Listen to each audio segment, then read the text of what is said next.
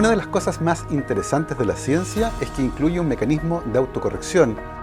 Así ha ocurrido con varios conceptos fundamentales, como por ejemplo el origen de la vida o cómo evolucionan las especies.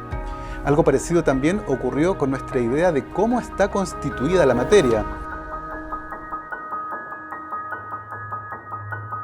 Y desde la idea que tuvieron los griegos hace ya 24 siglos con respecto a la naturaleza del átomo, a las ideas modernas que tenemos hoy, gracias a, por ejemplo, los aceleradores de partículas, hemos avanzado una cantidad gigantesca.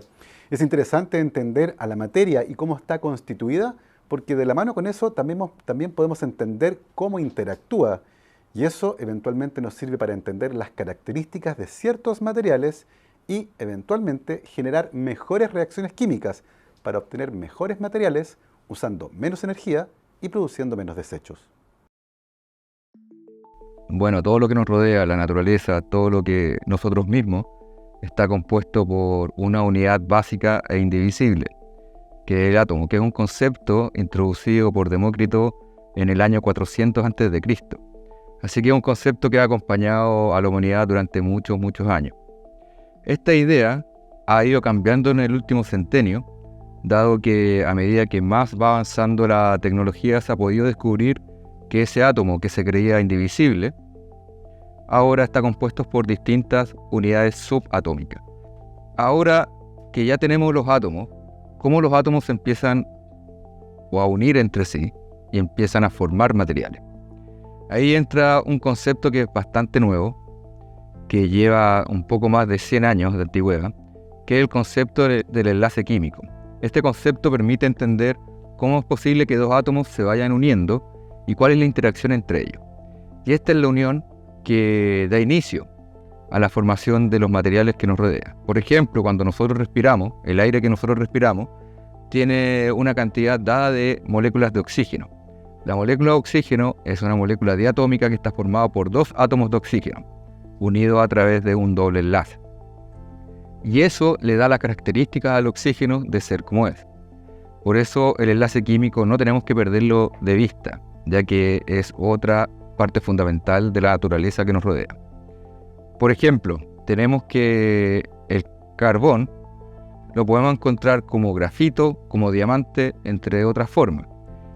El grafito tiene características de ser un material más suave, que cuando tú escribes sobre un papel, este va quedando y se va arrastrando. Sin embargo, el carbono en la forma de diamante es uno de los materiales más duros que existe.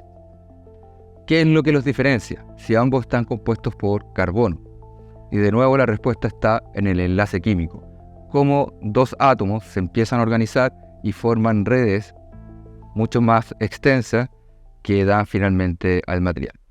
Entonces, yo los invito a pensar que aparte de los átomos, tenemos algo muy importante que es qué es lo que los une.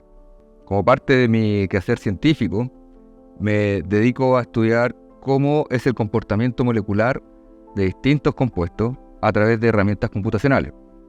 Con eso nosotros podemos entender la naturaleza básica de estos compuestos para poder sacarles provecho. Y eso es muy interesante porque evita en una forma muy grande producir desechos químicos. Por ejemplo, si nosotros somos capaces de poder entender que dentro de todo un pool de moléculas posibles sabemos que podemos encontrar la molécula exacta que pueda funcionar mejor para lo que nosotros queremos, solamente nos dedicamos y nos enfocamos a obtener esa molécula en particular. Y por lo tanto no tenemos que hacer un barrido enorme para poder sintetizar cosas. Con esto nosotros podemos ahorrar bastante tiempo, ahorrar una gran cantidad de contaminantes, ya que sabemos a priori cuáles son los sujetos que van a funcionar de mejor forma. Entonces abocamos todos nuestros esfuerzos a obtener ellos. Aparte, podemos modelar las distintas variaciones, las distintas generaciones, y podemos predecir cuáles son los cambios más apropiados para nuestro objetivo. Por eso es importante entender la naturaleza de lo que nos rodea, porque mientras más lo entendamos, de mejor forma podemos nosotros hacer uso de ella, y de mejor forma podemos economizar los átomos que nos rodean y disminuir la contaminación que se produce a partir de procesos tecnológicos. Es tremendamente interesante constatar cómo hoy la química no solo ocurre dentro de un laboratorio, en un tubo de ensayo, sino que también somos capaces de predecir cómo van a ocurrir ciertas reacciones químicas gracias al poder de la computación. Estas predicciones permiten también ahorrar recursos, ya que muchas veces no es necesario probar 1000 reacciones químicas para tratar de obtener un resultado, ya que es posible previamente en un laboratorio de química computacional, por ejemplo, modelar cuál va a ser la reacción más eficiente. Ese probablemente sea el destino de la química, comenzar en un computador para luego, una vez que la reacción química que queremos ya está casi demostrada, pasar al laboratorio.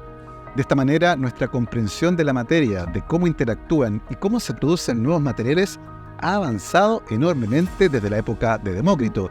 Y hoy, con las herramientas computacionales que tenemos a nuestra disposición, la química será cada vez más eficiente.